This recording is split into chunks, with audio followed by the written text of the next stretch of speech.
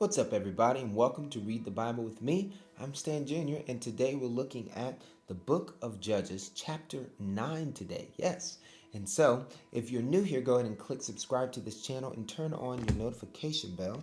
And if you are a Bible Club member, please click like on this video and leave a comment below. A Bible Club member is a person that supports this ministry with $10 a month through the Patreon account. It allows us to send missionaries out around the world, as well as send Bibles to persecuted Christians around the world that can't really get a hold on the Word of God because of the situation and the place that they live. It may be a communist state, it may be somewhere where they don't worship the God of the Bible, and they don't want to support Christianity in their country. And so we have to smuggle these Bibles in on like covert missions, and get them to the people that want to hear about Christ. All right. So, if you'd like to become a Bible Club member, click the link in my description. You can do that there. Let's look at chapter 9 of the book of Judges.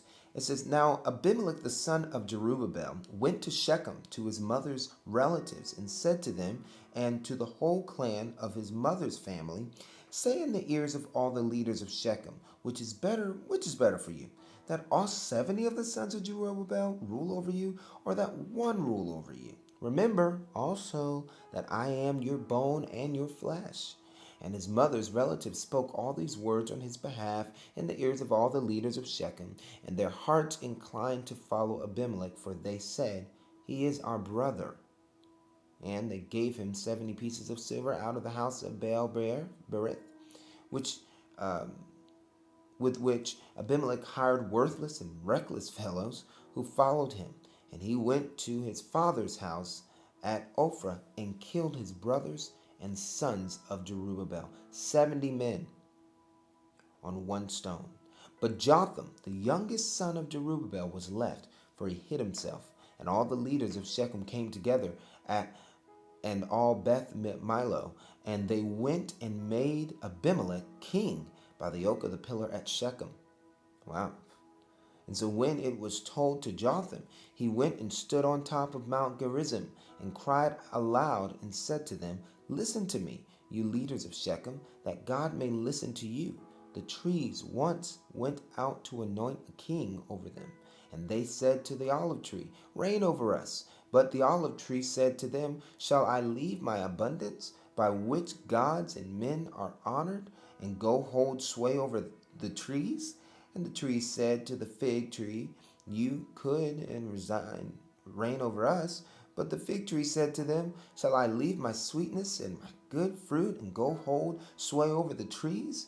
And the tree said to the vine, You come and reign over us. But the vine said to them, Shall I leave my wine that cheers God and men and go hold sway over the trees? Then all the trees said to the bramble, You come and reign over us. And the bramble said to the trees, If in good faith you are anointing me king over you, then come and take refuge in my shade. But if not, let fire come out of the bramble and devour the cedars of Lebanon. So that little story is letting you know that it's better to be second over everything than be first over nothing. And so, as my dad always says. And so, look, there's a story I'm reminded of Billy Graham. Is a great evangelistic teacher and preacher who would go around and witness God to the world. And at one point in time, they were asking him to run for president. People around him, run for president, please. And he looked at one guy and he said, Why would I want to take a demotion? He said, I work for the Lord. And so he was just saying that it's all in your perspective how you see things. Do you want to be first over nothing or second over everything? And so he was saying, my job is too good to work for God. I don't want to run for the presidency and work for a country. And so he said, Now therefore, if you acted in good faith and in integrity, that when you made Abimelech king, and if you have dealt well with Jerubbaal and his house, and done to him as his deeds deserved, for my father fought for you and risked his life and delivered you from the hand of Midian. And you have risen up against my father's house this day and have killed his sons, 70 men on one stone, and have made Abimelech, the son of his female servant, king over the leaders of Shechem, because he is your relative. You then have acted in good faith and in integrity with Jerubbaal and and with his house this day. Then rejoice in Abimelech, and let him also rejoice in you. But if not, let fire come out from Abimelech and devour the leaders of Shechem and Beth-Millo. And let fire come out from the leaders of Shechem and from Beth-Millo and devour Abimelech. Jotham ran away and fled and went to Beer and lived there because of Abimelech, his brother. So, this was a moment when Jotham went out and stood on top of Mount Gerizim and cried aloud and said to them, "Listen to me, leaders of Shechem, that God may listen to you." So he was saying this to the leaders of Shechem, saying, what you have done is wrong. Now, verse 22, Abimelech ruled over Israel only 3 years. And God sent an evil spirit. What? Yes, God sent an evil spirit to Abimelech and the leaders of Shechem. And the leaders of Shechem dealt treacherously with Abimelech, that the violence done to the 70 sons of Jerubbaal might come and their blood be laid on Abimelech, their brother, who killed them, and on the men of Shechem, who strengthened his hands to kill his brothers. And the leaders of Shechem put men in ambush against him on the mountaintops, and they robbed all who passed them by along that way. And it was told to Abimelech. And Gaal the son of Ebed moved into Shechem with his relatives, and the leaders of Shechem put confidence in him, and they went out into the field and gathered the grapes from their vineyards and trod them and held a festival. And they went into the house of their God and ate and drank and reviled Abimelech. And Gaal the son of Ebed said, "Who is Abimelech?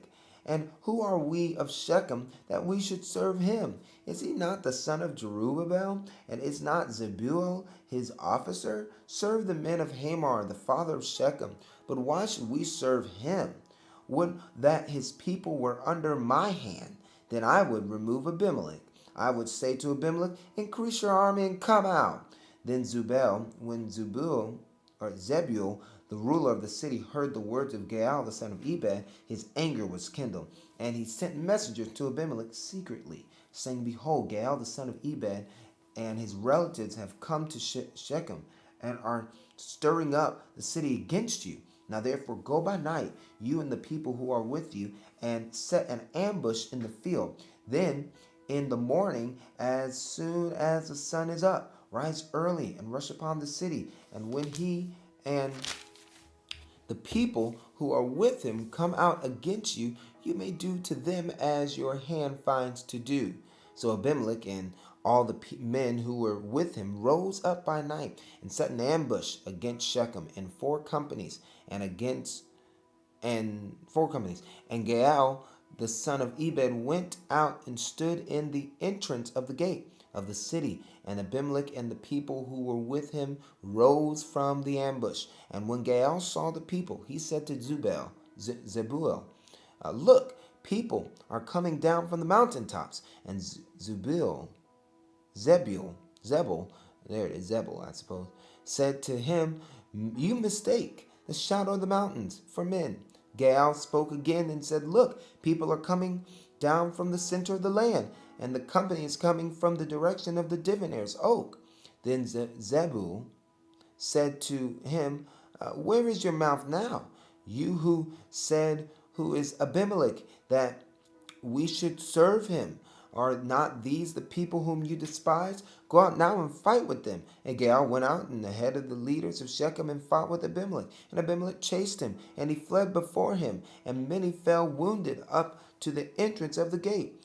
And Abimelech lived in Arumah, and Zebul drove out Gaal and his relatives, so that they could not dwell at Shechem. On the following day the people went out into the field, and Abimelech was told. He took his people and divided them into 3 companies and set an ambush in the field. And he looked and saw his people coming out of the city. So he arose against them and killed them. Abimelech and the company that was with him rushed forward and stood at the entrance of the gate of the city, while the 2 companies rushed upon all who were in the field and killed them. And Abimelech fought against the city all that day. He captured the city and killed the people who were in it. And he razed the city and sowed it with salt.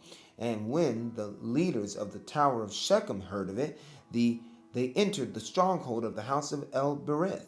Abimelech was told that all the leaders of the tower of Shechem were gathered together, and Abimelech went up to Mount Zammon, and he and all the people who were with him. And Abimelech took an axe to his hand and cut down a bundle of brushwood and took it up and laid it on his shoulders. And he said to the men who were with him, "What you have seen me do, hurry and do as I have done." So every one of the people cut down his bundle, and following Abimelech, put it against the stronghold, and they set the stronghold on fire over them.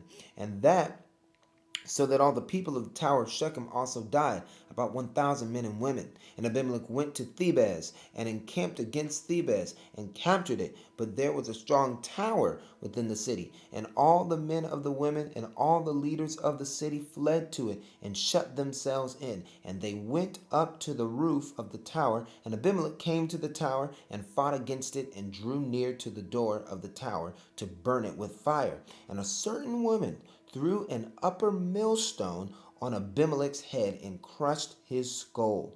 Then he called quickly to the young man, his armor bearer, and said to him, "Draw your sword and kill me, lest they say of me, a woman killed him."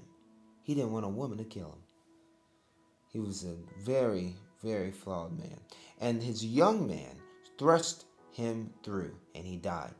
And when the men of Israel saw that Abimelech was dead, everyone departed to his own home. Thus God returned the evil of Abimelech, which he commanded against his father in killing his 70 brothers. And God also made all the evil of the men of Shechem return on their heads, and upon them came the curse of Jotham, the son of Jerubbaal. And that is chapter 9 of the book of Judges.